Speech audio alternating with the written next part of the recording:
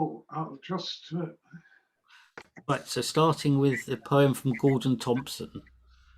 Memoir Esto. November mists, chills. We gather to remember. We lost. They did too. And then from Joe Sanders. Now I am getting on.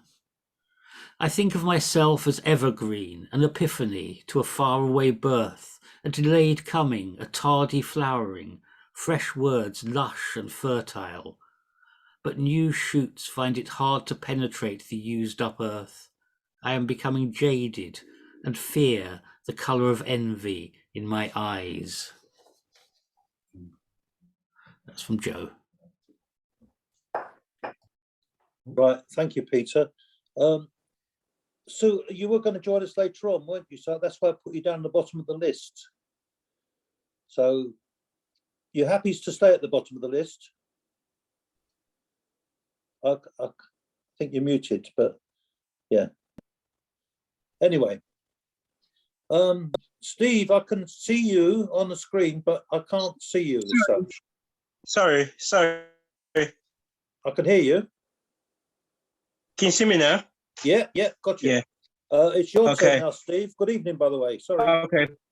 Okay, thank you. This one's called Fireworks. Bonfire night has arrived, and in the splendor of this occasion, me and my friend Robert anticipate the readiness of a bonfire and credibility of fireworks. We made a guy and stuffed it with leaves and placed it outside Robert's gate. We followed people, asking them penny for the guy. It was wonderful as we were given money by all kinds of people. And at the end of the night, we made £5. This delighted us so much. The following day, we went down to the local newsagents. We bought a box of fireworks, bento matches and sparklers. This added to the great fun of November the 5th. My friend's mum on the night put the guy on a ready-made fire in a triangle shape. Robert and I was bowled over. His mum then lit the fireworks as we stood back, and it was glorious. The rocket zoomed into the air and exploded in the sky as beautiful colors came out to adorn the night. The cartwheel was then lit and went around 100 miles an hour. The bangers after was also lit and was loud like thunder. The jumping jack was then lit by Rob's mum. I like this one. It shot all over the place as if it was following you.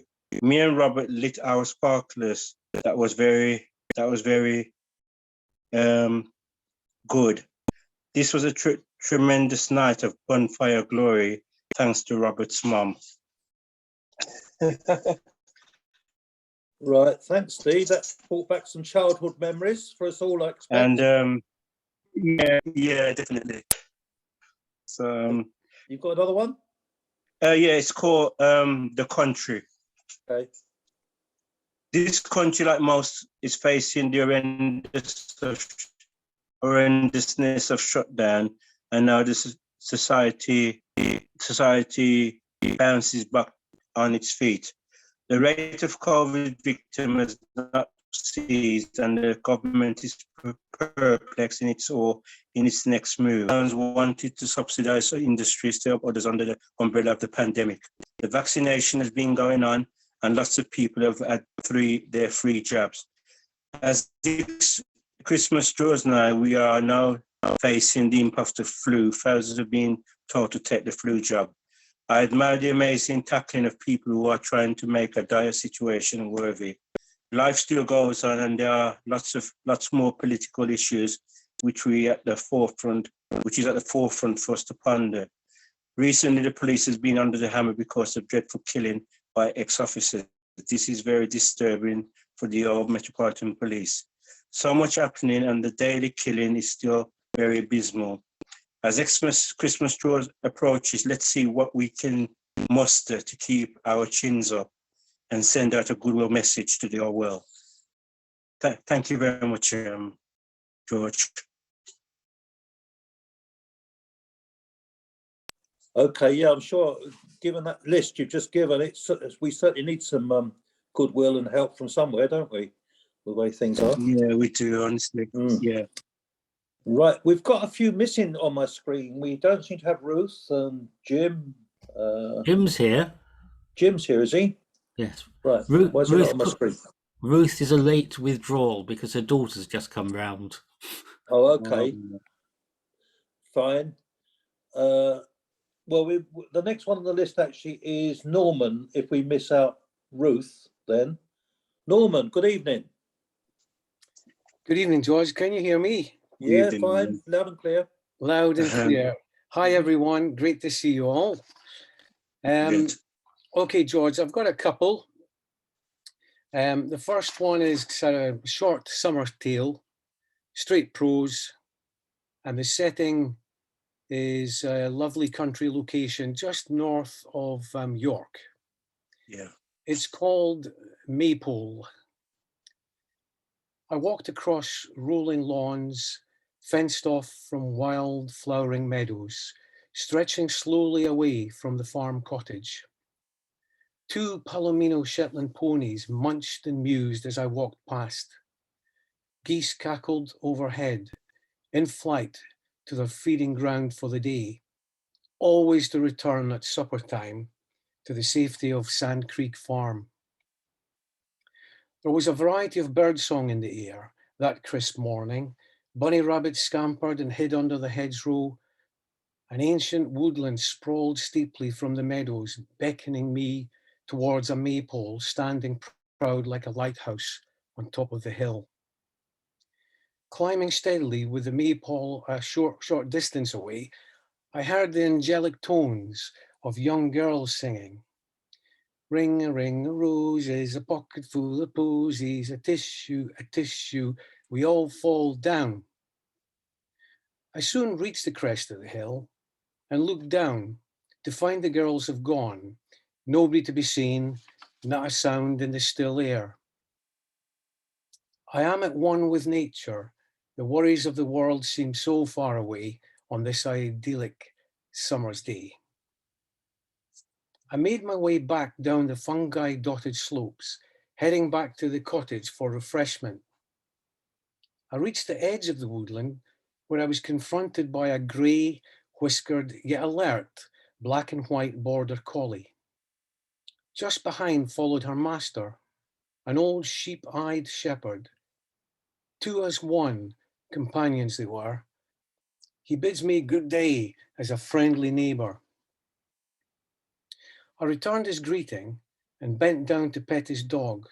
As I shared my maypole experience, he looked at me with a gentle smile and said, "That'll be the Haxby twins. Tragic it was, they both died of disease many years ago." I looked back towards the maypole, and still it stood commanding the landscape. It held my attention for a spell, its colourful contrast against the bright blue cloudless sky. I turned to question the shepherd further, but he had marched on into the brooding woodland, leaving me with an unexplained shiver and a tale to tell. Thank you. Wow. Master of the ghost story. You're the master of the ghost story, Norman. Mm. Do you have another one for us? Or? I thought you would say that. I'm not the one. Yeah. Okay. Now this one is a mixture of the first 3 verses are a rhyming poetry, and then I go into my walk, and you'll join me on the walk, and the walk is just free prose. I didn't arrange this, but it's turned out that this piece covers 3 items, as it were. One is decay, one is death, and one is illness. And I didn't set off, because it sounds morbid, and I didn't set off to do that, but just come with me on this journey and you'll just see it all fall into place. It is called Highbury Hill. Emerged from the dank, dreary underground station to reach my North London town location. Stale smell of beer hangs in the air, left over from pub lunches in the square. Faded posters cling to a weather-beaten wall, advertising past musicians with no recall. Old locals will tell you that back in the day, this was a middle-class area for entertainment and play. But now, faded, jaded, with ghostly facades and the non-glitter of litter which folks simply discard. A once close and caring, settled community now strives with transient mixed race unity. I set my course and walked across and up the steady incline, through the park to the moss green playing fields on my left, and a children's play area with a myriad of climbing frames to my right. Both strangely empty and quiet, but pleasing to look at as an escape from the city life just left behind me. After a calm 10-minute walk, I came upon a church standing resolute on the edge of the park. A small crowd was gathered. The park cars were all black and shiny. The folks' chosen clothes were black. Men's ties were black. Then suddenly a large black van appeared from nowhere and raced to a halt. And from the rear, out jumped two burly men, both dressed in black, joined by gleaming silver shackled handcuffs.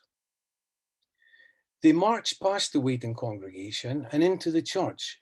Not a word was shared, no greeting, no handshake, no tears. I felt as if I'd stumbled upon a film scene set, but as I crossed the road and glanced back, I could tell that this was for real. I made my way up Highbury Hill and soon came upon a Turkish restaurant, dressed in a time warp of maroon. The menu was stuck to the window. It was faded, but the food on offer made my mouth water, and perhaps I would return. Continuing up the hill, I came upon a primary school with high wire fencing and locked gates. There was potholed tarmac where I reckoned the girls would skip and play hopscotch, and the boys play football with sweaters for goalposts. After a short walk, I reached my destination. A sad day for me, for I met a very good friend that, due to failing health, sat in his lounge, surrounded by bric-a-brac and packed boxes and sturdy oak furniture. He was on his way to a nursing home. We reminisced of past times, looking back, some hedonistic times which we shared in London town. Eventually, we looked each other in the eye, and we knew the time had come to bid farewell. We firmly shook hands and parted with till we meet again soon. There was no emotion until I reached the closed up church on my way back home. And as I walked past the large solid oak front door, I cried a little, for I knew I couldn't turn back time, and another chapter in life was heading towards completion. Thank you.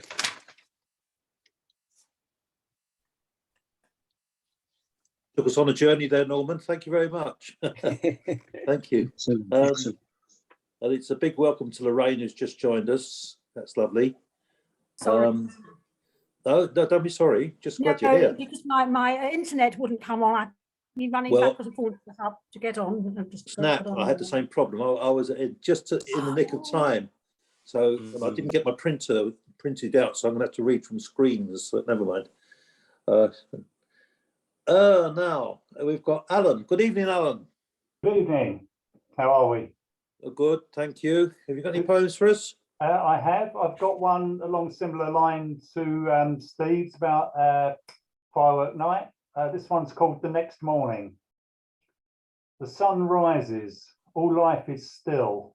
The smell of fireworks and dampness hangs in the air. Celebration's finished.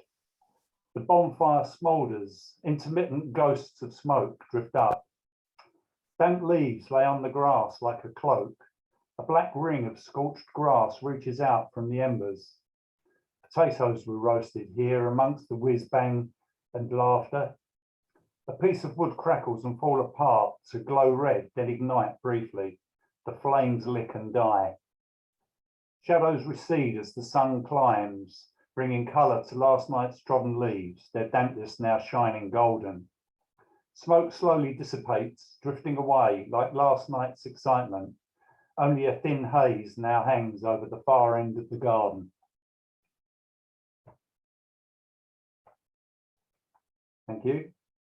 And this one, because we've been doing our little things where we give ourselves words and whatever to try and create poems, this one is called Excerpts from the Racing Post, and it's all created by the names of the runners of the horses throughout the country on Friday the 11th of June this year.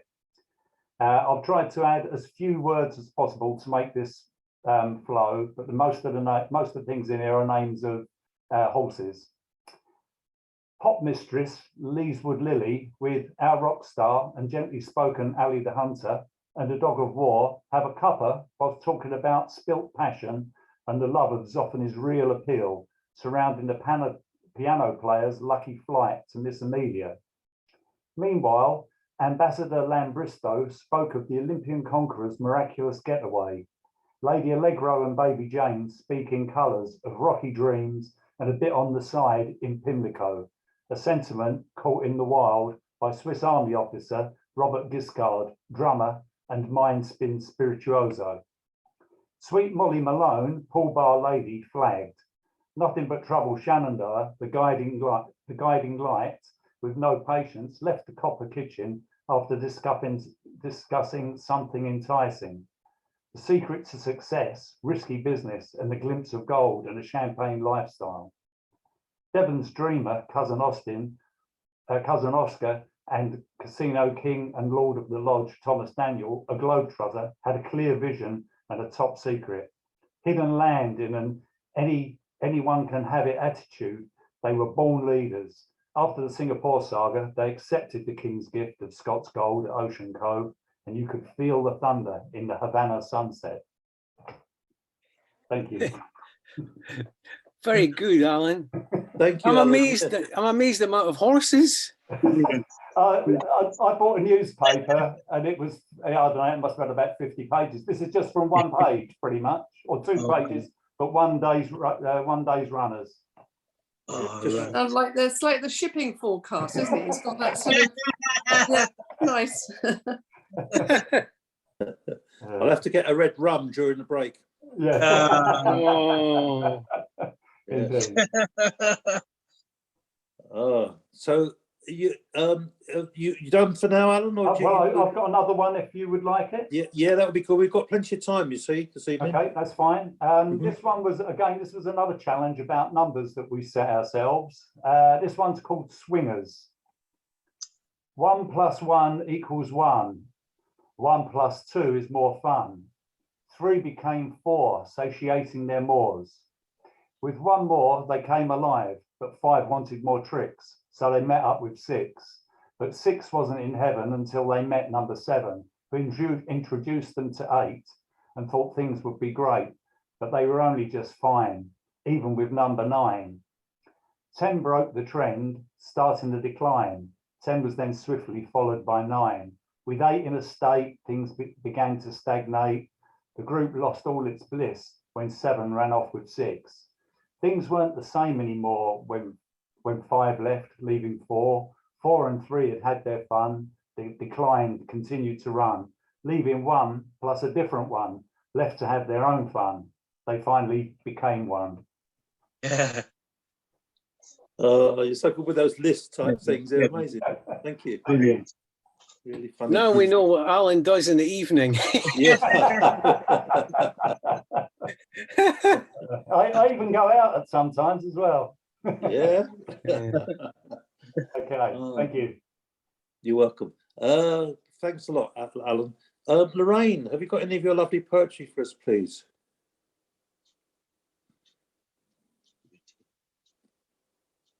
You need to unmute first. Just can't hear you, Lorraine. Lorraine, you need to unmute. Right. That's it. Very good. It's about Yeah, being that's fine now. gormless. Gormless. My mother used to say, talk about my brother and I when we were children, and she used to say, yes, Lorraine doesn't do too badly at school, but she's got no common sense. It's her brother that's got sense. So I realise, I look at the pictures of myself and I can see that I am gormless. So this is called The Gorm Never Was There. Did the lockdowns find you bereft and unsure at first, turning hither and thither and dreading the worst? Your family and friends made sure they'd let you know Gorm itself laid low and ditched you long ago. After the years of the void comes time to recognise an achieved fait accompli, a very valuable exercise. All the same, 'twould have been a fine victory shared if the Gorm had returned and showed it really cared. I'm still gormless. The next small one is called Nobody Clapped, on the theme of scraps, actually, that Mary, Jill and the Wallington people wrote something on that. So this is called Nobody Clapped. Wouldn't you be in a flap? Wouldn't you feel in a trap? Mayhap you know every nuance of your life is a mishap. You didn't follow it through and have it wrapped. No wonder your act was weak and nobody clapped. Small wonder your existence exposed you as ever catnapped. Your whole life was fast scribbled on curled up old envelopes, liberally strewn annals of your moans, groans and asinine high hopes. So why not pull your act together and discover how to haul the ropes? Option 1 is firm up and find the bizarre smartphone high-tech acts. Option 2, if you don't, you'll confront an inevitable, shocking relapse. Unless, like Boris, volte-face and squash all your skyscraping scraps. So that was that one, but I'll do the other one after the break, which is more meaningful to me anyhow. Okay, that's fine. Thank you very much, Lorraine. What a smile to my face. And many of our faces, I think. Thank you. Thank you. Mr. Buckley, can you hear us? Are you raring to go? Jack, good evening. Just need to unmute, Jack. That's Can you it. hear me? Yeah, fine now. Is that all right? Yes. Okay. I talk to myself. That's what you do when a lot of people that live alone talk to themselves, and I create dialogues on things. And I found one which I'm glad I've started making notes on it, and it'll go on for a fair amount of time. I think, all the things that we learned from nursery school that have become part of us, they become meaningless by repetition of the words rather than meaningful. So I think the only cure for that disease is to take it clause by clause and do some forensics and see if we can breathe life into something that we thought we knew, and there are a few surprises along the way. And I've taken the Christmas hymn of While Shepherds Watched Their Flocks by Night, and when I've finished the first verse, I'll sing it for you, and you can all join in if you like. May I go, please? Okay, here goes. Living by myself, I frequently find myself in conversation with persons in the past. Of course, in this entertainment, I'm obliged to speak for two people, myself, ever doubtful, and my interlocutor, even more doubtful, a rum pair, as my granddad would have said.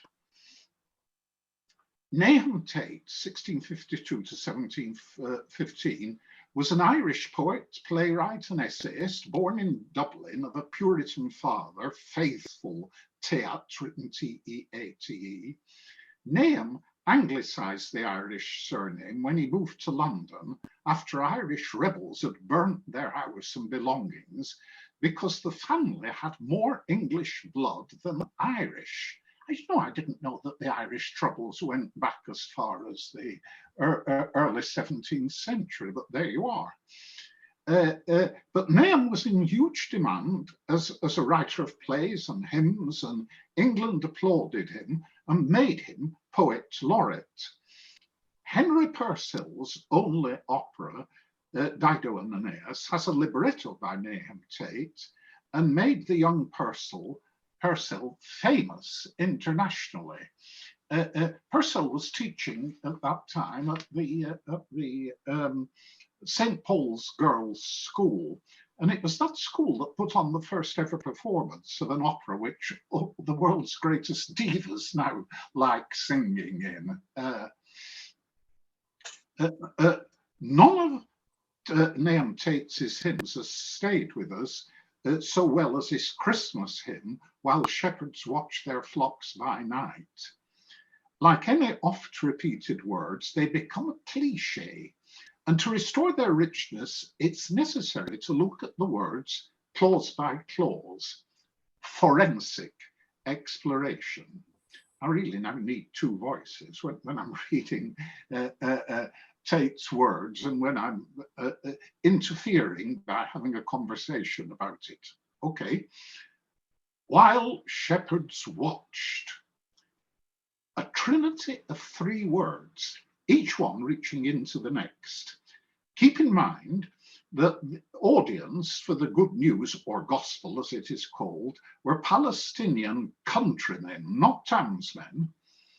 Lots of prompts in this trinity. While takes care of the time factor, which in this case is eternity, itself hardly measurable.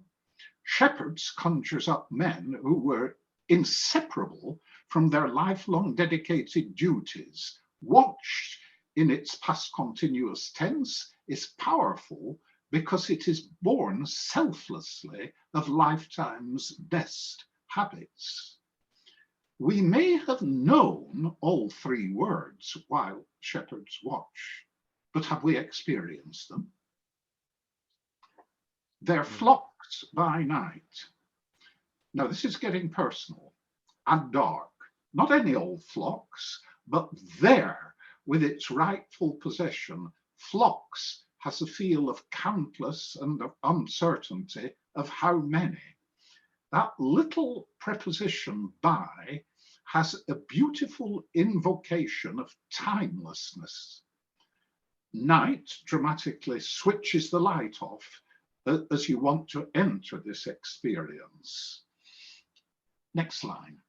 All seated on the ground. This is getting a bit campfire-like.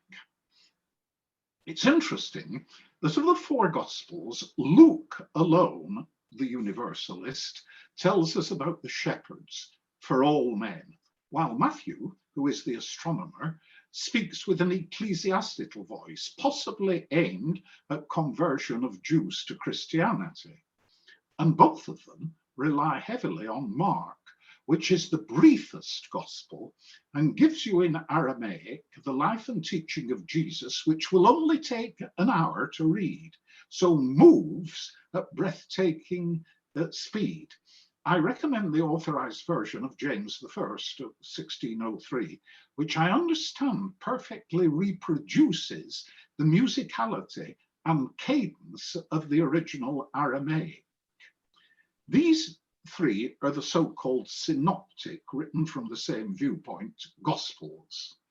I was a guest at St. Catherine's College, Oxford, the day the college made the Patriarch of Aleppo a fellow. He is the guardian of the parchment of the Aleppo original, centuries before Western Christianity came into being. My favorite gospel, just my own opinion here, is for John, which was written much later in Greek and takes me months to read because I have to constantly stop and check its meanings. It is drawing attention to and ponder its philosophical poetry. No virgin birth, no shepherds, no wise men, But it begins, in the beginning was the Word, and the Word was with God, and the Word was God. Pour yourself a drink and ponder profusely those three pertinent words, word written with a capital W. The angel of the Lord came down. Angels have been around since millenniums before Christianity. Messengers is the generic term, and it is meaningless unless we are told messenger of whom. Put this in its all-important historical context. The recipients are Jewish shepherds when they recognize that Yahweh, the almighty ever-knowing Godhead, is amongst them through the unmistakable services of his messenger. The shepherds were almost certainly illiterate, but the vision of the messenger of the Lord cannot be mistaken. The power of the moment is electrifying. Come down further accentuates the power of the moment. Immediacy, a nowness which is exclusively and uniquely of this moment. And flourish on around. Consequences, ladies and gentlemen. The whole blessed place is taken over to a never to be forgotten moment. This is what the religion which preceded Buddhism in Tibet, a religion still practiced there, called Bon, B-O-N, and called Dzogchen, written D-Z-O-G-C-H-E-N, which means immediacy, the fraction of seconds where the mind is illuminated in ways never encountered before or after. It can be experienced, but not understood, in the sense we use the word understood, because in a realistic sense, it contains all the understanding, enlightenment. Another seeming contradiction about the glory is hinted at by the great Blake. He who binds to himself a joy doth the winged life destroy. But he who kisses that joy as it flies lives in eternity's sunrise.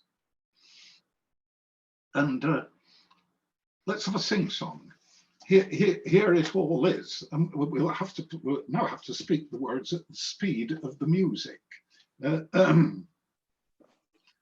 Join in. Jack, I think we'll have a job singing together because we're all at different speeds. So if you just sing on your own, I'm sure it'll be less of a cacophony. Okay. Well, you can sing in your own place without publicising it. Can I lead the singing? Do you think? Yes. Yeah. Okay, here goes. I'll do my best. I'm not the world's greatest singer. While shepherds watch their flocks by night, all seated on the ground, the angel of the Lord came down, and glory shone around. Fear not, said he, for mighty dread hath seized their troubled mind. Glad tidings of great joy I bring to you and all mankind. To you in David's town this day is born of David's line a Savior who is Christ the Lord, and this shall be the sign. The heavenly babe you there shall find to human view displayed, all meanly wrapped in swathing bands and in a manger laid. Thus spake the seraph, and forthwith appeared a shining throng of angels praising God, who thus addressed their joyful song. All glory be to God on high, and to the earth be peace, goodwill, and forth from heaven to men, begin and never cease. Finished. I've taken up enough of your time.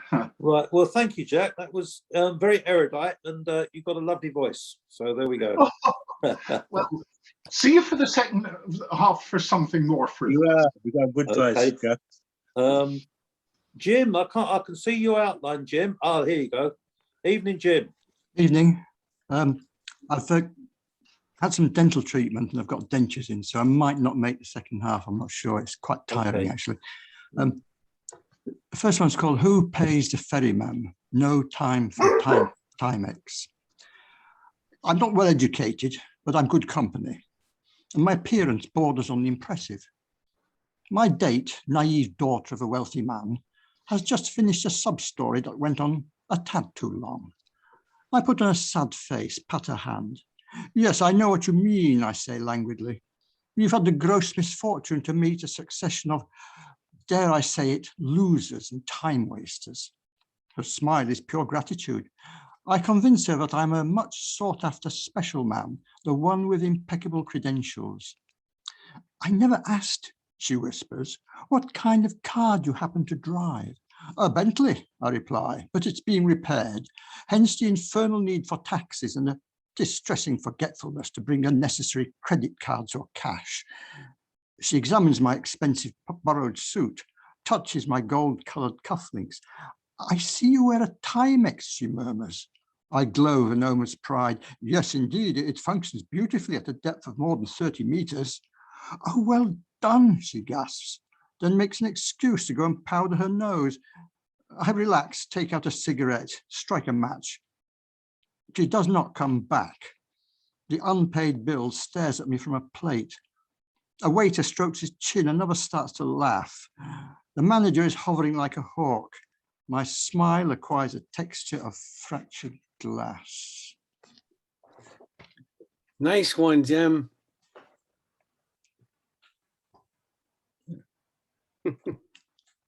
Classic. You've got another one for us, Jim? Yeah, I'll read this one out and that definitely won't come in the second half then, yeah? Oh, that's a shame, but yeah, please do. Yeah, it's called TV Sitcom in a Catholic Household. It's based on an experience I had when I met a potential mother-in-law, father-in-law, but I mixed them up because I actually thought the uncle and aunt were the mother and father, so I sort of sucked up to them and ignored the other two, and that was a mother and father, so that was just the end of it, yeah. TV Sitcom in the Catholic Household.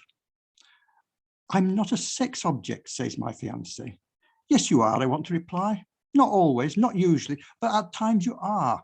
And sometimes, if you were to be honest, I, on admittedly rare occasions, am a sex object in you. And at such times we are both elemental, even savage, driven by something normally hidden, a raging need to connect, to lose the self. She frowns. Why are you staring like that? I shrug and my teeth grind together as a lot of other stuff starts to kick in. The complex cultural stuff, the so-called higher states of being, like those images of infant Christ on the walls of a parent's immaculately kept house. Like a recently of age and much younger sister wearing a very short skirt and leaning back on a settee, her legs firmly crossed, surreptitiously daring me to look as I mutter silent, snarling mantras like butter, yogurt, extra virgin olive oil. My fiancé shrugs. All right, don't reply then. I don't. And all the time, a downtrodden, henpecked father is trying so hard not to make too much noise as he washes dishes in the kitchen. And the hatchet-faced mother, knowing her darling is 3 months pregnant, is giving me the most evil of evil eyes. My fiancé strokes her engagement ring as if it were a knuckle duster, then smiles to herself, bites her lip as canned laughter pours through the screen like soapy water. For some inexplicable reason, I'm thinking, is there any future for us as a couple? Oh, nice one, Jim. Classic. I don't know, I had this strange memory of my when I was sort of about 19, I brought a girlfriend round to home, and my dad was a lascivious old sailor, and he was I remember him sort of sliding lower and lower down the sofa so he could see up her miniskirt, you know, and I was aware of this. And I thought, oh my God, I think there's a poem there somewhere, but I couldn't do it as well as you, Jim, I'm sure. Anyway, who we got now? Oh, it's Martin. Martin, good evening.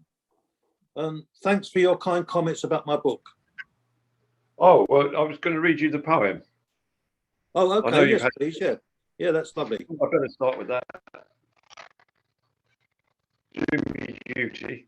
So this is what I wrote for George after reading his book. And it's called The Right Stuff. Bit of a pun on his name. To George. At last you ventured into print to share your thoughts, opinions, hoping thus to show us what you know or think you know, and so taste fruits of many years, revealing where in these verses, mirroring your mind, shine human sympathy. Your heart is seen wide open. Also places you have been reveal themselves. In varied form and kind, your words engage. We share both joys and sorrows, even if we sometimes disagree. What if your language maybe borrows widely the wounds of grief we clearly see? Here transcend all boundaries of debate, common to human life. So I didn't read that very well. I think I missed a word out. It wasn't your reading. It's your mic is very crackly, Martin. That's Well, that doesn't help. No. Anyway. Yeah. Now for something completely different. We have a Christmas concert coming up, and I was asked about one of the readings, and I've been looking at my T.S. Eliot, as usual for a Christmas concert. So these aren't going to be in a Christmas concert. I thought we'd have not quite so well known Christmas themes by T.S. Eliot. So this is a song of Simeon. He was the one who held the baby Jesus in his arms. And Martin is all cracky. Okay.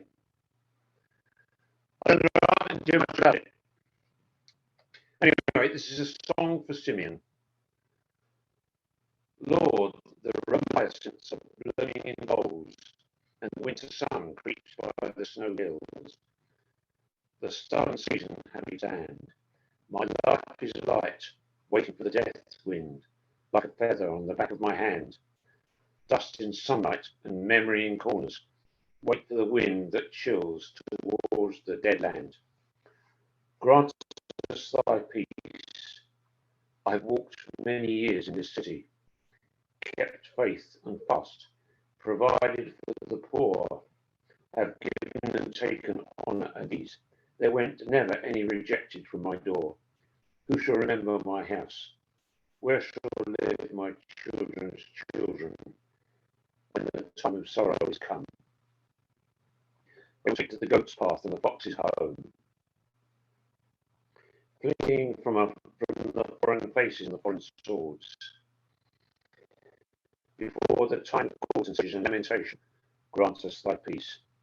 Before the stations of the mountain of desolation, before the certain hour of maternal sorrow, now at this birth season of decease, let the infant, the still unspeaking and unspoken word, grant Israel's consolation to one who has 80 years and no tomorrow. To thy word, they shall praise thee and suffer in every generation with glory and derision. Light upon light, now in the saints stare, not for me the martyr, the ecstasy of thought and prayer, not for me the ultimate vision, grant me thy peace, and sword shall pierce thy heart, thine also. I am tied with my own life, and the lives of those after me. I am dying my own death, and the deaths of those after me. Let thy servant depart, having seen thy salvation. I think that was I'm sorry, Martin. The quality is so difficult to hear. It's been a I suggestion. don't know what else I can do about it, to be honest. Could you maybe email Peter all your poems afterwards, and we could send them around the group? Would that be something you could do, or? Because I don't know. That's from a book, so I can't really email that. yeah, when you're talking now, it's Yeah, fine. right, When we're talking straight to me now, it's fine. It's when you're reading the poems. Yeah. Okay, maybe I'm not looking up properly. Yeah, it's probably not directional enough. Yeah, I'll try something else in the second half. Okay. Okay, Martin. It's such a shame because I love your poetry, and it's it's really struggling to hear it. Anyway, yeah, try it in the second half to see if you can like face the camera a bit. Maybe that helps. Sue. Okay. Sue. Good evening. Good evening, everyone. Hi. Yeah, I haven't done a lot of writing. I had a bit of good news, which I will share with you, which is that I was longlisted in Mislexia Flash Fiction competition. So I was quite pleased to get there. Really happy. But I haven't done a lot of poetry. But I've just I've got a couple of I've got a poem from my new book that's going to come out in March, and I've done one which was chopped around from some old ones. I've made it into something new. So this is called Garden Path. Garden Path. Leaves drift in a freshening wind, still warm enough for now. I scratch them into piles, pull up my finished flowers, a blotched and rotting Eden. Morning coffee smells of fox. Raw musk lingers on my gardening hands. And all the while, I'm tracking words, sorting, testing, weighing, running colours through my fingers, trying to find the perfect match. One path for everyone, and this is mine, to forage words, to scavenge, hunt, unearth, to lick them, bite them, pierce them for their salt, hold their bones up to the light. My phone's bright startle rakes the morning. The robin listens, quizzical. That's that one. I think I might have read this one before, but I'm going to read it anyway. Apologies if I've just read it to you. Night Theatre. Sleep won't come. I've long since let it loose to exit via the stage door. No doubt it will turn up in time for morning, stumble, wine-stained, into bed. I'm comfortable with all my thoughts tucked up around me, silently rehearse my lines, but there are noises off. There seems to be a fridge left on inside my ear, while further back, a more celestial sibilance, a counterpoint like stars. Their kind of music, anyway. I saw stars once in Devon, great careless bags of glitter thrown casually across a blue-black velvet drop. Here the streetlights glare, block up the bandwidth, steal the show. I check my phone. There's nothing from you, but why would there be? You wouldn't text at this deep hour, unless you're finding too that sleep won't come. I'll just do one more, it's a short one. This is Kintsugi, and this is from my next book, and it's about, Kintsugi is the art of the golden mend, when Japanese thing where pottery gets broken, instead of mending it, they put gold to make something beautiful of the break. Kintsugi. Almost winter, but the leaves are stubborn. The gist of it seems wrong. Birds are shrieking, flirting. Something's broken out of true. The sky is inscribed by senseless flight, lukewarm and sullen as a bruise. What's needed is the shock of snow. You hide your scars like I do. We might not be beyond repair. Let's keep the broken pieces safe, close wrapped in autumn. One day we'll lay them out, see what goes where. Thank you. So you find the most beautiful metaphors, really lovely. Thank you. Well, we just knocked out with it. I think we all are, actually. It's a wonderful. That's lovely. Thank you very much. No wonder you win prizes. It's not surprising. Oh, make me feel inadequate. Anyway, I'm turning to another master now. I'm turning to Ted. Ted is muted. Muted. I'm unmuted now, sir. Yeah, that's it. Okay. With my massive output, I shall read not from it because I have none. From Mary Champion. Tempest. Roaring, raging, rattling windows, timber shutters as the wind blows, howling like a wounded demon, whipping waves into passion, battered bateau overturning, accessory to death by drowning. Angry seas break on the shoreline, yachts and rowboats lose their mooring, tiles dislodged and streets blown over, fences fall and grasses cower. Doors unfastened wildly clatter till the hinges fall and shatter. Sometimes coiled into a funnel, forming destructive tunnel. Winding serpent carves its alley, smashing all that's in its pathway, lashing raindrops, burn like buckshot. Water shuttle of the depot, bully winds, you bring destruction, all must bend at your instruction. Man, for all his lordly hauteur, knows that he cannot conquer nature. Clever, isn't she? All right. I can hear your quiet applause. Excellent. We were saying excellent, Ted. Bringing down the house. Not that one.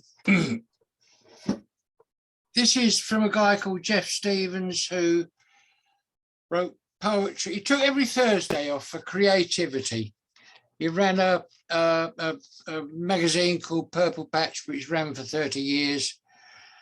And he could be absolutely brilliant, but like all brilliant blokes, he could also be terrible. Anyway, this is from his book, The Phrenology of Anaglypta.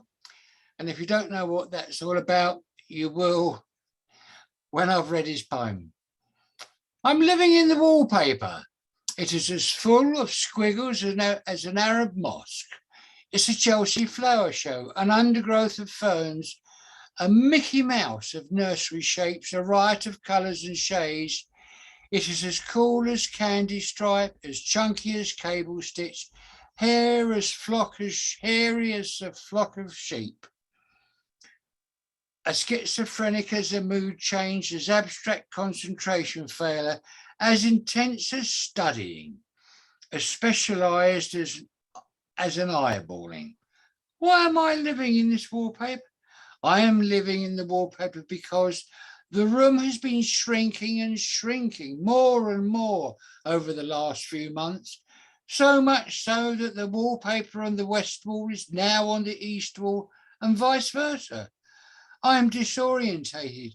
Peel me off, soak and strip me, replace me with a new platform of life, or at least gloss over me. Otherwise, it's DIY or die.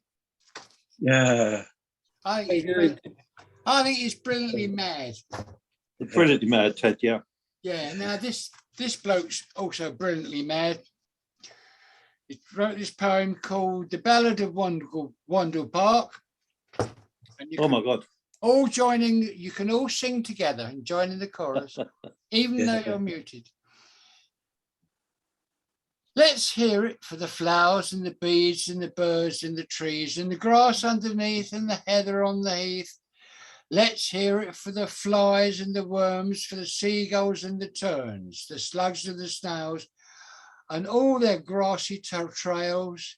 Let's hear it for the foxes ghosting by and the swallows flying high, for the lichen on the urn and the thistle and the fern.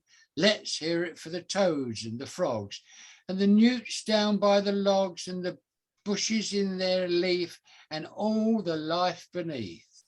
Let's hear it for the moles on their mound and the rabbits underground, for the badgers in their sets and the mice, the voles, the ferrets. Let's hear it even for the cabbage white and the moths that fly at night, the dambles and the dragonflies and the bats in the sky. Let's hear it for the pipit, lark and owl and all the fish and fowl, for the milfoil, sedge and frond and the lilies in the pond. Can we hear it for every living thing that can squeak or squeal or sing, for the stone, the sand, the clay, the frost at night, the sun at day? Let's praise to every footpath, every park and every stream. May the willows go on weeping, and may we save this urban dream. Well done, you genius. You're making me blush now, Ted. Good. Love it. I love it. I love it. I know you do. I know. I like your fishing heritage as well. I'm going to get maybe force that out of you in part 2. Yeah, right. I don't know where it is at the moment. Everything's been put away. Yeah. All right then, Ted. I believe you. Good. Who's next? Next, please. It's Peter now. Peter now. I like that one. I'll read poems by Brian Patton. Inessential things. What do cats remember of days? They remember the ways in from the cold, the warmest spot, the place of food. They remember the places of pain, their enemies, the irritation of birds, the warm fumes of the soil, the usefulness of dust.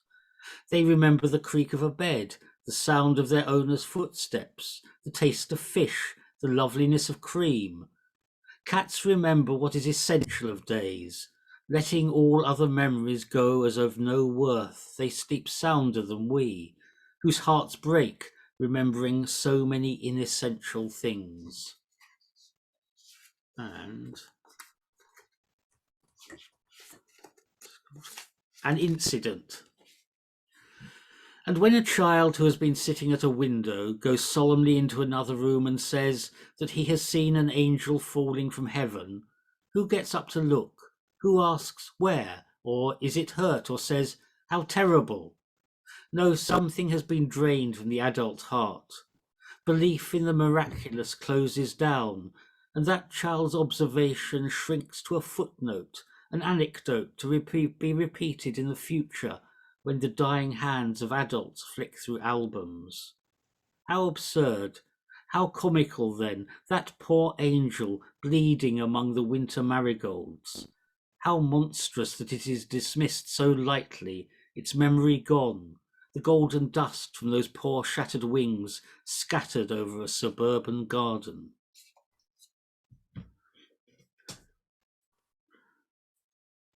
Thank you, Peter. Lovely. Very good choices. Right, I just a couple of little poems.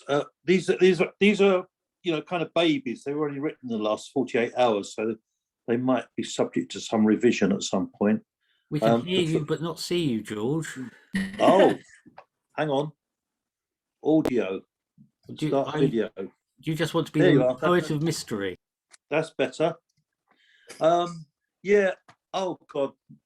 I've got my printer isn't working at the moment because I had an internet problem. So I'm reading off another screen. This is a pantoum I wrote, but they're brand new poems, so bear with me. This is called How Often Have I Seen? And it's based on my experience on the allotment when you set yourself a task, you say, I'm going to do so much digging, I'm going to finish this today, and then it gets dark. And then you think, oh, well, I'll have to wait till tomorrow. Anyway, this is called How Often Have I Seen? How often have I seen evening clouds streak the sky when I see the twin sisters of the sun and the moon, one becoming less radiant, the other more. The world ushers in dark for a predetermined time. When I see the twin sisters of the sun and the moon, I stay on the verge of unfinished tasks. The world ushers in dark for a predetermined time, though the whole optical miracle reverses at dawn. I stay on the verge of unfinished tasks. How often have I seen the evening cloud streak the sky, though the whole optical miracle reverses at dawn, one becoming less radiant, the other more. That's that one. So the next one is called Tribute to the Trickster. You might recognize this person, I don't know. His blustering words are shaped just to please, like a skilled topiary expert who trims his trees. One moment it's, listen, I'll level you up, but his dice disappear from under his cup. He promises us all a life full of ease, while his wealthy friends profit, mired with sleaze. In a world full of shadows and swirling smoke, the fumes are so strong they choke the throat.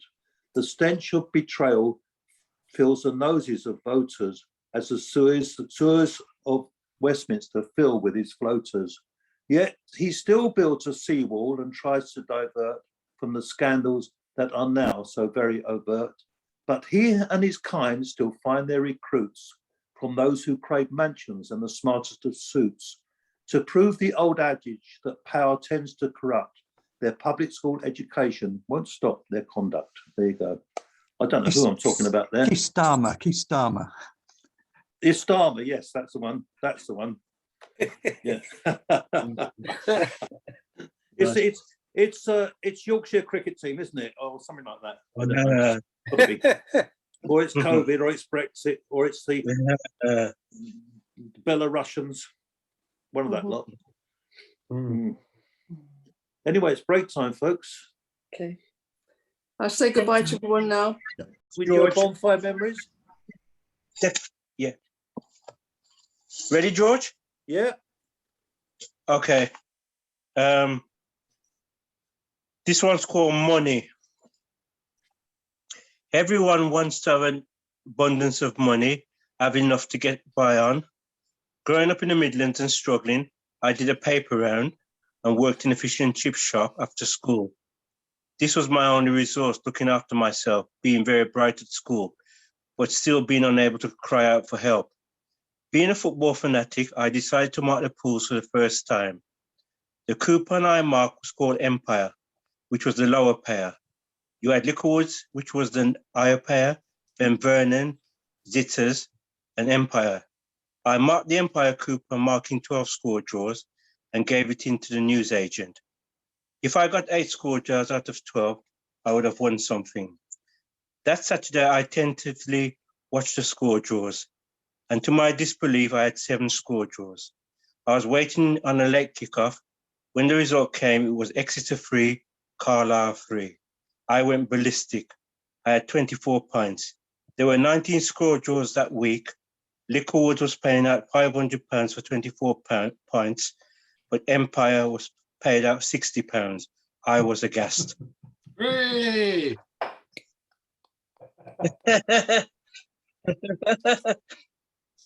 And this one's called Camping. I had never been camping before, but a great opportunity came in the summer heat wave of 1976. My best friend at the time was Noel Watson, and one of his teachers, Mr. Saint, decided to take us camping in Devon. I was really excited and looking forward to this. Mr. Saint drove us in his white Austin car. It took us about 5 hours to get to Devon.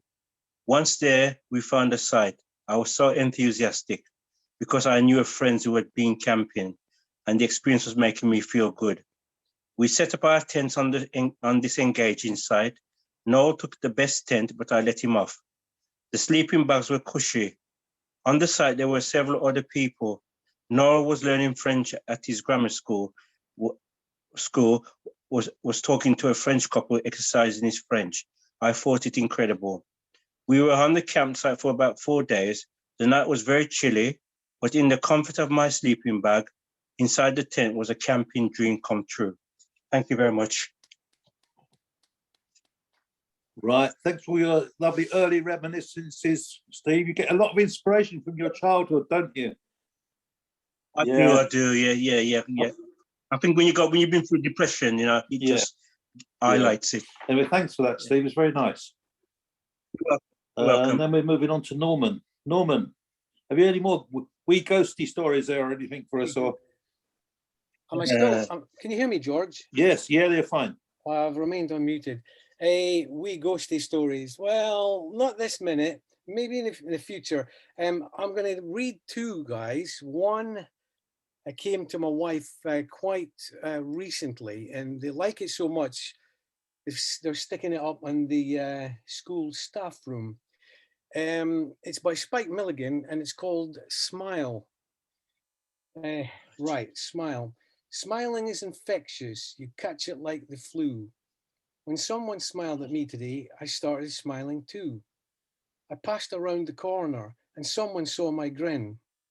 When he smiled, I realized I'd passed it on to him.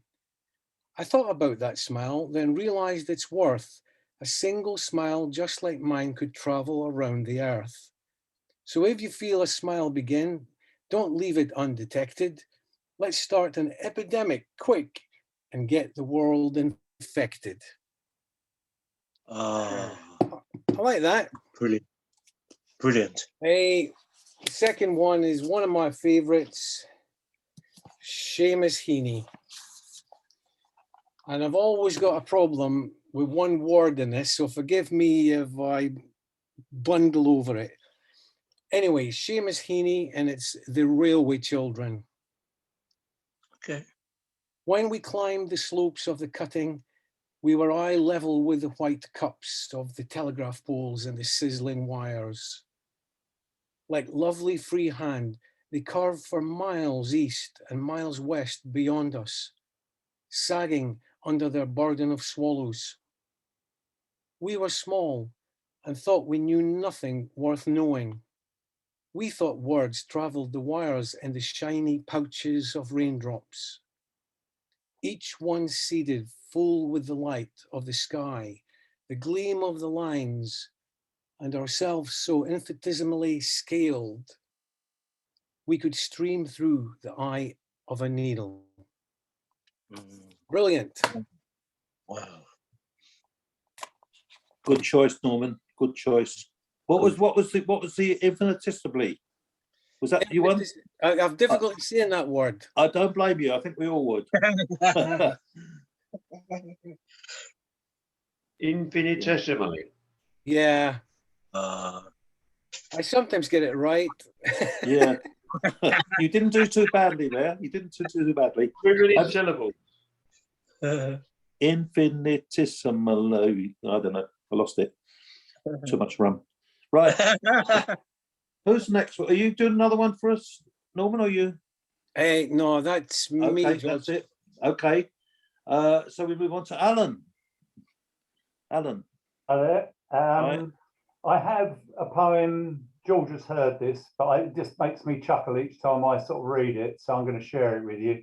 I went and saw John Cooper Clarke. There was a guy there called Mike Gary, and he recommended a guy called Marvin Cheeseman.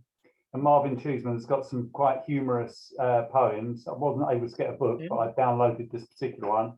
It's called The Last Pair of Underpants Before the Laundrette. They were his least favourite underpants, much worse than all the others, only marginally preferable to borrowing his brother's. A well-worn last resort with perishing elastic, his threadbare derriere didn't look fantastic. On the way to the laundrette, a shiny brand new Rover came out from nowhere and ran the poor lad over. Later in hospital, as they stripped his fractured frame, he briefly regained consciousness, then promptly died of shame. Ah. I just love it. My mother was always telling me to make sure I got clean underwear on in case I had to look. It's very funny. There are some others that are not quite as funny, but that's really good. So this one's one of mine. This was after a day out that I had with my camera club, and this sort of all happened. It was quite unusual. Anyway, it's called Baffled. High-vis jacket with his walkie-talkie leaves his building, wants to stop me, aggressively asking, "Why are you taking photographs of my doors?" I stopped to give him my correction. We're not. We're photographing the reflection. Why? What would you want to do that for? I take him to my viewpoint and show him the doors, explaining we're a photographic club studying the art of architecture. This leads to more conjecture. His walkie-talkie starts to squawk as I continue my walk. More questions come from someone inside. He follows, thinking something's not right. All my mates have disappeared. Hived of his jacket is still bending my ear. We turn the corner. I smile to myself, his eyes open wide at the sight of a group of 7 men in great delight, photographing an upside-down concrete staircase with excitement and smiles upon their face. He watches bewildered, then departs, baffled by the strange things photographers see as art. All right. Very good. It's like trying to explain poetry to someone who doesn't like poetry, really, isn't it, Alan? Yeah, exactly, yeah. And he would not let me go, this fella. It was a long building and he followed me right round the corner. You got another one for us? Yeah, if you'd like it. Yes, please. This one I wrote back at the end of May. It was just as we were coming out of lockdown. And it's called Open City. The air was sweet like honey. There was optimism in the air. Pollen floated on the breeze. The city sat in silence, feeling ill at ease. Tension noisily building as black taxicabs waited at the stations. The day refused to come alive. Only bill-whippers proliferated in their high-vis jackets, sitting in doorways, eating sandwiches and drinking coffee. Glass obelisks were erected towards the sky. Clouds flew over rooftops. The sun climbed down walls. Trees cast off spring's blossoms to the touch of summer's warmth. People still in hibernation, nobody on the streets, or had some master planner selected all the office workers and pressed Alt-Delete. Behind the office windows, behind the cafe doors, buildings waited in anticipation, but no one goes there anymore. Thank you. Nice one, nice one. Thanks. Very COVID-y. Yeah, definitely. Well, it was literally, I think, the week before we came out, but you were able to do certain things. Thank you. Thanks, Al. That's good. Now we're going to move on to where are I? That would be Lorraine. Yes, it is. Yes. I've got one old one. I hope I haven't read it to you before. It's not too long, but this is the Week of Remembrances, etc. And it was about 6 years ago when I met Debbie Grayson for the first time in Shirley Library when she was getting people to come to Croydon. And she heard this poem and she asked me to come. And it's at the time when I used to use first person or third person. But so it's called No Victory in Chislehurst. The war was over, victory ours. Soldiers welcomed home with flowers. But were we whole? Were we content? We children knew not what grief meant. Our dear beloved matriarch became reclusive, lost her spark. Her kith and kin could not take flight, for Bergen-Belsen was their plight. Grandma knew, by letters vanished, her loved ones to the camp were banished. No word was heard, her heart bore pain. Who could conceive whole families slain? We saw our grandma's weeping eyes, we heard her moaning, anguished cries, but we were small, all 4s and 5s. No one explained about smashed lives. So that's what happened to my grandma's sisters and their families. Amazing, thank you. But, all my grandparents emigrated in 1906 here. Very moving, Half of very their moving. families stayed behind in Russia and Poland, and they got slaughtered, the Polish ones anyhow. No. This is the last one that I'll read, the second one. And this was written an hour or so ago. And it's called Jack Boot Yet Again, which is true that I'm reading. You could hedge a bet that in Berlin, there'd be no more jackboots. Don't kid yourselves, there are plenty of brand new recruits. You might think the victims of World War II would wave goodbye, but Defence Minister Annegret Kramp-Karrenbauer urged, give it a try. Don't ask why. It sounds like a Gilbert and Sullivan's comic operetta, but no doubt there'll be some hidden vendetta. A state treaty's appointed a chaplain for the warriors of the Ark, and the Bundeswehr's coaxing some Muslim clergy to add a spark. It all sounds like a lark. Would you feel that your smitten forebears welcome graveside amends? After all, the Wormracht packed up now and now wants to be friends. The ghosts are holding their breath, yearning for no more genocides, wondering if even Merkel wants more Jewish and Muslim girl guides. She thinks the armed forces tension just disappears or hides. So I was amazed when I read very recently that Germany is now having lots of Jewish soldiers in their army. I didn't even know that they had established an army again, but there is a considerable, sizable community of Jewish people in Germany now, and they're joining the armed forces, and now they're having a chaplain for them, and they're going to try and have a Muslim regiment as well with an imam, etc. That fascinated me. So maybe it will join people. You know, there won't be any diversity. It quite fascinated me. So maybe there is some hope for the future. It's good to hear. Yeah. So thank you for that. I was very moved by your poem, the first one you wrote, especially. You know, it's very, very heart touching about your grandma. Yes, well, it's absolutely true. I spent a lot of time in our underground shelter with my grandfather. An Anderson shelter, not a Morrison one. He didn't want to come out in the end, but I was very young then. I quite liked the bunks, so that's what it was like there. You know, my grandmother had 2 sisters and their families, and they were all slaughtered in Chelmno, Poland. So this time of year, you know, I do think about it. Some of them came over in 1935 for my parents' wedding, then they went back again, but they wouldn't come here.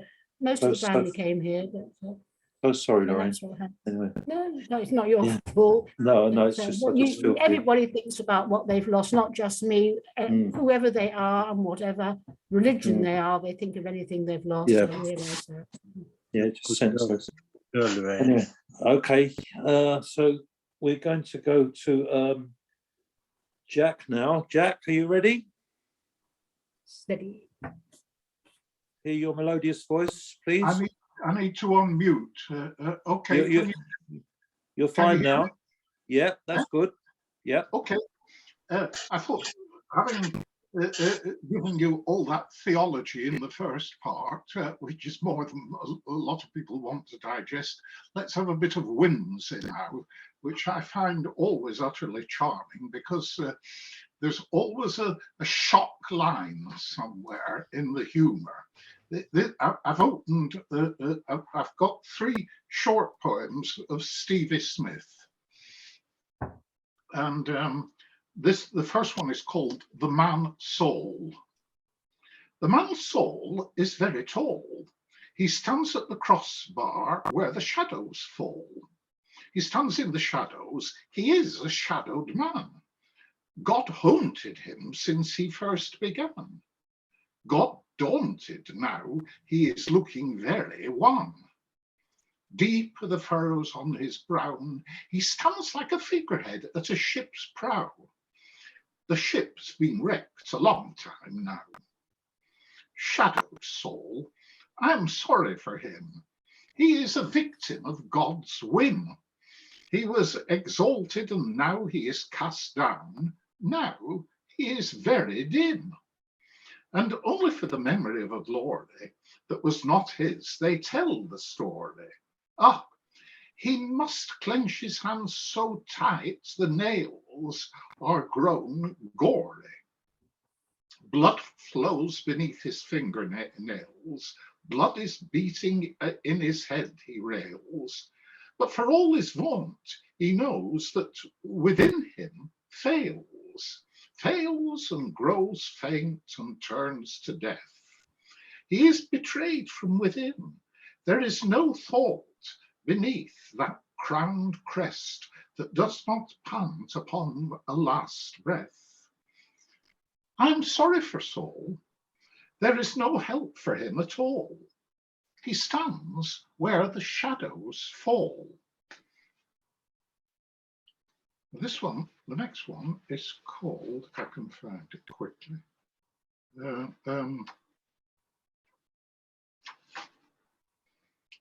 Nadi's Fraulein. In the cold light of morning, she was looking rather queer. In the cold light of morning, with a ribbon round her hair.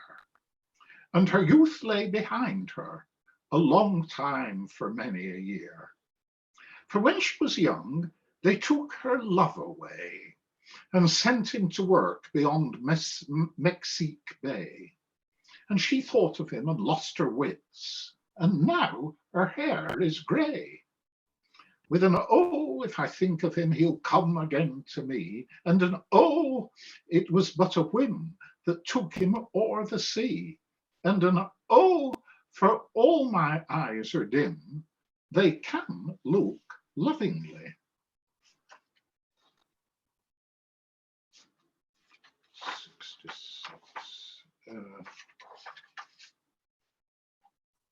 Oh, this one I like particularly. From my notes for a series of lectures on murder. It is not difficult to kill your enemy if you've sufficient will, but murderers are often in a hurry and simply will not take the time to bury the murderee. I'll indicate tomorrow just why this course is not for you to follow.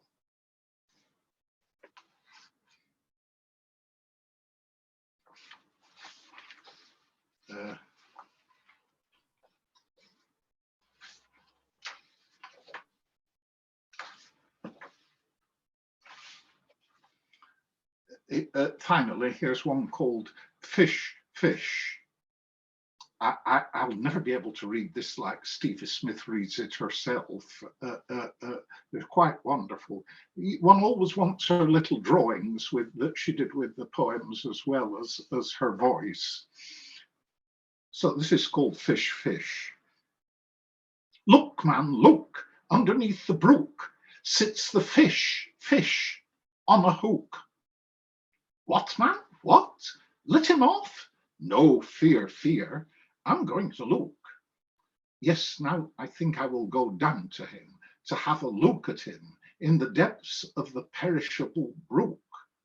So go, man, go, pray go. No more say, loose the fish, fish from the hook to swim away. Underneath the brook dim sits the fish. He sits on the hook. It is not in him. He is waiting for me to carry me to the sea. I shall be happy then in the watery company of his kingdom. Goodbye, man dear. Goodbye quickly. I go to the fish, fish impatiently. That's enough, Stevie Smith. Yeah, thank you, Jack. Thanks very much. My internet went a bit wobbly, but I managed to catch most of it. It was at my end, yeah. So we're going to go to Martin. Okay, Martin. Okay. That's so good. these are mine from the book, and I'll address the microphone. Okay. So this is a couple from my one and only book. This one is Regrets. In company with ghosts of all my former selves, I mourn the absence of those friends, my old familiars. One's heart intends to nurture them, but thoughts are often warmer than deeds, and few remain. After some storm, a bond is severed. Others move. Who says when he should? Time is nostalgia at low interest. Trauma distorts the view. We English are too cold. When it's too late, we miss them. Children, wife, old colleagues, passengers on the lifeboat of life, whose affections we would always hold, but didn't, being distracted somehow. Learn to cherish what one can earn. And this is Class of 57, which is actually written after an old school friend from that year gave me a picture with the name described on the picture. Unfortunately, he died a couple of years ago of mesothelioma because on the railway and ingested too much asbestos. But anyway, I was pleased to be able to go to his funeral. and that he was a believer at the time. So this is class of 57. On an old class picture, we were 12. Former classmate and our names in deep sludge memory, names and faces stirred. Not many were familiar, and 2 were dead. What capricious tricks have 40 years played on these, our country's future and their parents' hopes? None was rich or heroic yet. 2/3 of life elapsed. Yet what values did we espouse to steer our varied courses through an amazing world? And was integrity crowned by contentment? Alas, we fawn on rich men, esteeming success, regardless where they trod to gain it. That dignity received such faint applause. Perhaps all would love a fix of 12-year-old hope instead of wallowing knee-deep in nostalgia 40 years on.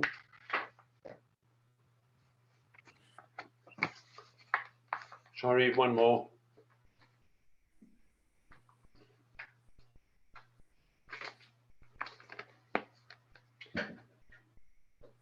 This is a rondo.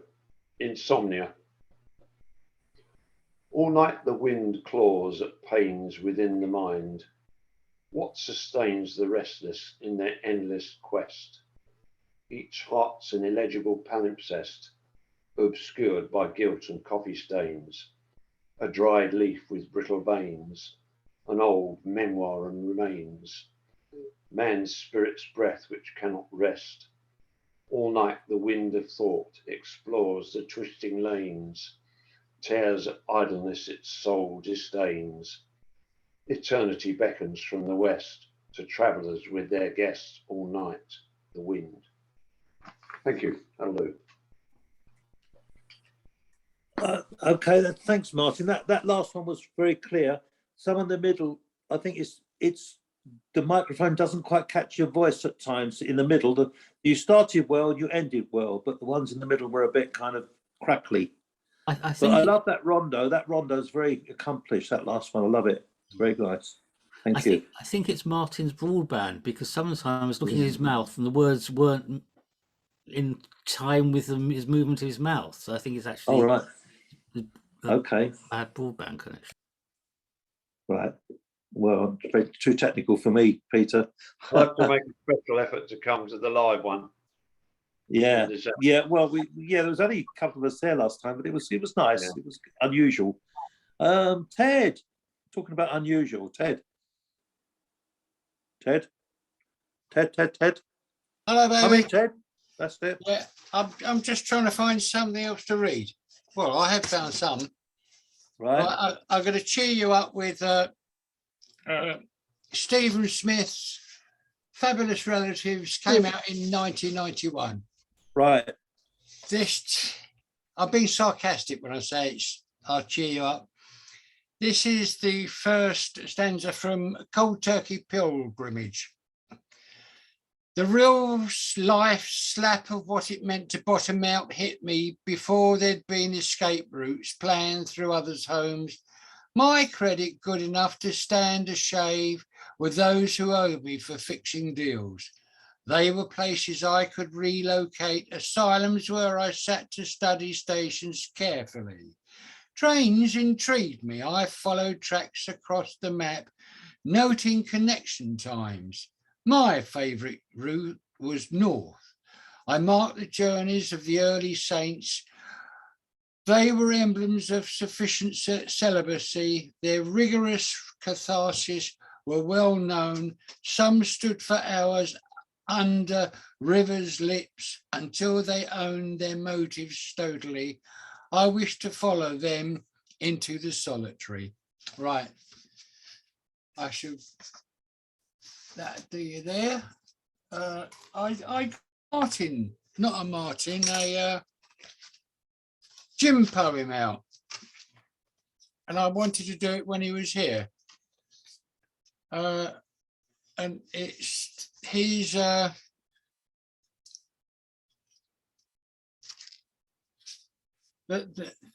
love song of Uriah Heep. Now, Uriah Heep, Uriah Heep was played by an actor years and years ago on the television. He was the most slimy, horrible creature that ever graced a television. Can anyone remember? Well, if you can't, it doesn't matter. You're going to hear. I remember the character, Ted. Ever so humble, sir. Yes. Ever so Oh, humble. that's right. Yeah. Well, I'm going to try. Yes. I'm going to try and be as greasy and smarmy as he was, but I might. Did you see the version with Ben Whishaw when he played Uriah Heep? It was very frightening. That probably the one. Well, if I'm lucky, I won't be anywhere near as good as them. Right. My dear Agnes, I will never, ever, even in the darkest moments of my fledgling soul, sully your sacred icon with ignoble thoughts. And if the Lord so commands that our bodies will not unite in blissful matrimony, I will never cease to draw upon your mental image to provide me with the necessary inspiration to succeed in love as I pursue my frail human needs in a world made so much poorer by your absence. But with God's grace, no such separation will come to pass, and our union will be hallowed in church. So, with our fortunes enjoined, I may one day see a child of mine sanctified by the blessed regions of your inner body. Miss Wickfield, you are truly my angel incarnate, hoping to be yours for eternity and beyond. Your ever humble and passionate servant, Uriah Heep. In brackets, letter unsent. Move over, Ben Whishaw. Make way for Ted Well- Smith Hughes. Well written, Jim Alderson. Brilliant, brilliant. Yeah, that's very good, Ted. I did my best. Well read. I've done Smithy. Do you know, it's very funny you said it. I haven't got the foggiest idea where that voice came from, but it wasn't supposed to sound anything like that at all. But I did pretty well. I thought it went all right. Yeah, You know, sound- it sounded real- felt okay. Sounded I real think, creepy. Yeah. Ted, you need the right dental treatment to do that voice. No, something like that. Right. Here you go, Mr. Wright. Mhm. I don't know what one this is, but is the false prophet a serious one? The false prophet is no, it's not real. Well, it kind of can be. I didn't want to be. Okay. I haven't read it, you see. It's a mocking one, really. It's mocking. Oh, lovely. The post-event prophet will be heard to say, no, anyway. False Prophet by Lord George Wright. The post-event prophet will be heard to say, I saw all the future in my dream. What is to come and what is it will mean? To make you examine what it's worth. A terrible bug will be unleashed on earth. You'll see the fall of a leader with a whiplash tongue who seemed to despise almost everyone. A toppling of icons into the sea with lines of athletes taking the knee, the patience of people wearing thin, the end days preachers warning of sin, those who crowded streets with false bravura, those who claim that some bleach is a cure. Yeah, I like that one, sorry. Those who claim some bleach is a cure, the tired faces of nurses not working for gain, the long beds of patients facing such pain. To the latter-day prophet, perhaps we can say, but what version did you have just yesterday? Well done, mate. Oh, you did that well, Ted. Thank you. That wasn't funny at all. Shoot me up to a humorous one, a short one. Yeah. Go on. Where's the short humor? I've got your book. Oh. Short humorous one. Oh, I don't know, Ted. What about Miss Betty's dance? No. That's pretty long. That's yeah. what's its name? Yeah. I can't think now. Certain spoiler in the ointment. Ode to the Bee. Yeah, certain spoiler in the ointment. Yeah, that's okay. Okay. Schoolboys, food, Lord, Lester. All right. Food, Lord, Lester. No wrong. Oh. Among the stranded schoolboys, it was me who emerged as Lord, but the chickens I'm detested and was swatted off the food. Oh, yeah.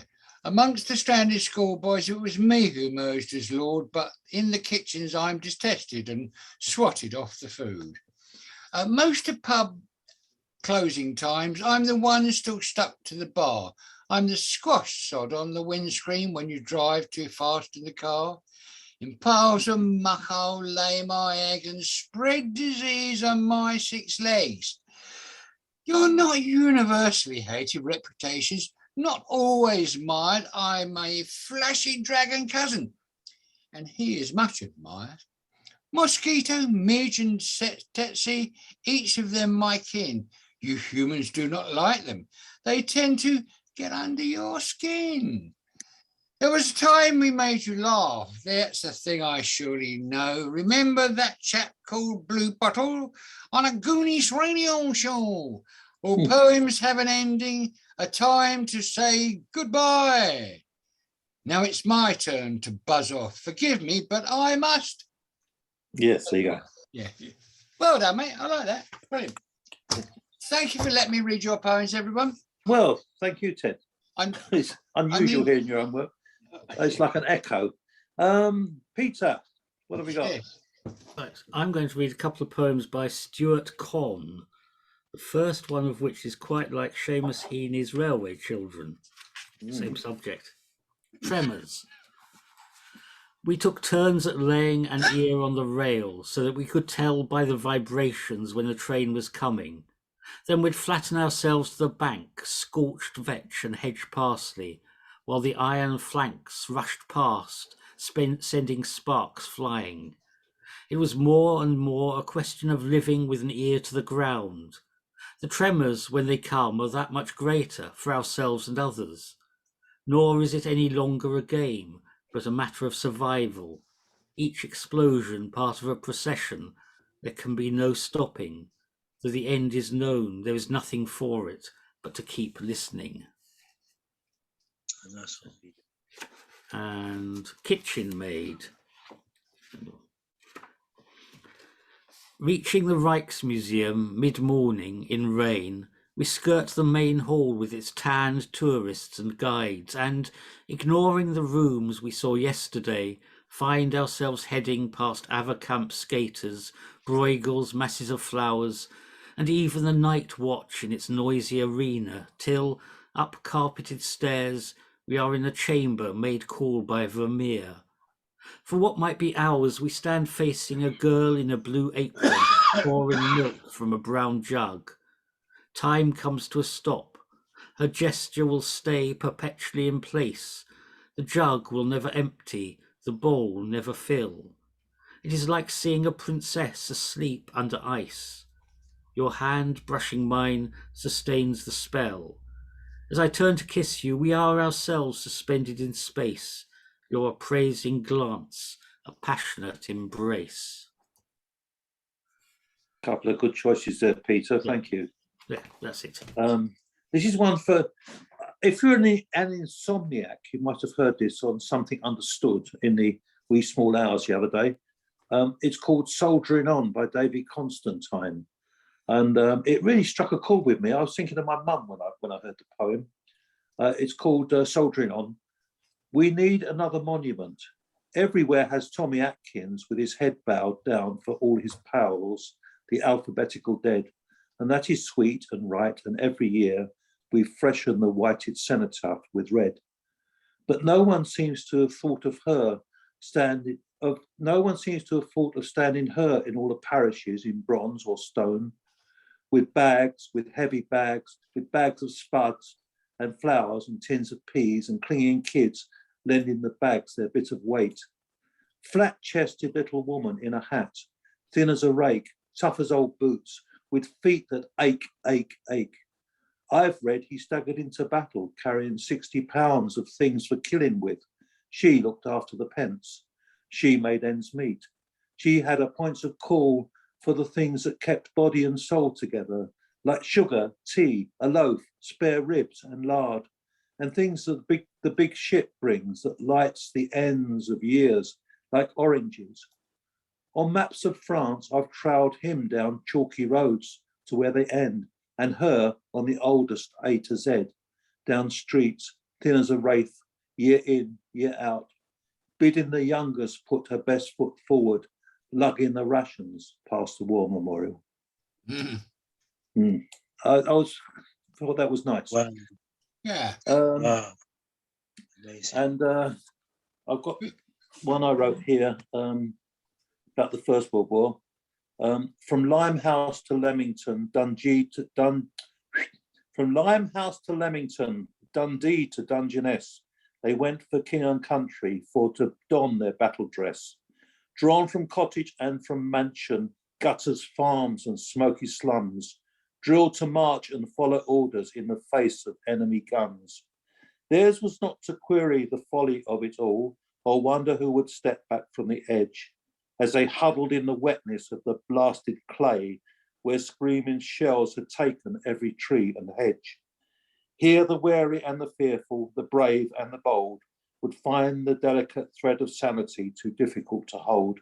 Some came back lame and some were crazy, while others, whom we remember, were not to make it home. Many were to follow, as the lessons were not learnt, that no more should be buried beneath a foreign loan. There he goes, boom, boom. Right. I think that would do, really, folks. Yeah. Well, it's been nice, hasn't it?